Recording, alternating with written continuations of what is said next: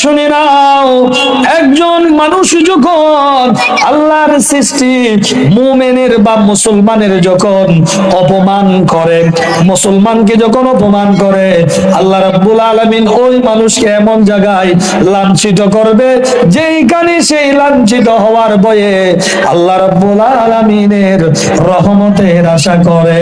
ঠিক কি না ভাইরা? মনে করেন একজন মানুষ আপনাকে এমন জায়গায় অপমানিত করলো, লাঞ্ছিত করলো, মনে করেন কোন একটা বিয়ের অনুষ্ঠানে গেছেন, আমরা সবাই চাই এখানে যাতে আমি লাঞ্ছিত না হই, কিন্তু আপনি যদি কোন একদিন কোন মুমিনকে, মুসলমানকে যদি অন্য এক জায়গায় অপমানিত করে থাকেন, আপনাকে 10 জনের সামনে বিয়ের মাঠে ময়দানে আল্লাহ রাব্বুল আলামিন আপনাকে বেইজ্জত করবেন। আল্লাহ আমাদেরকে হেফাজত করুক, সকলে বলি আমিন।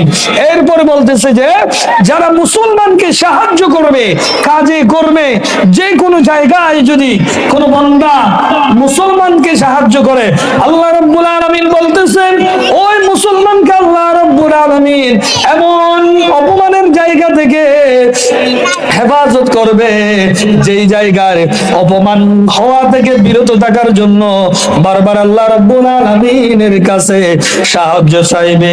সুবহানাল্লাহ।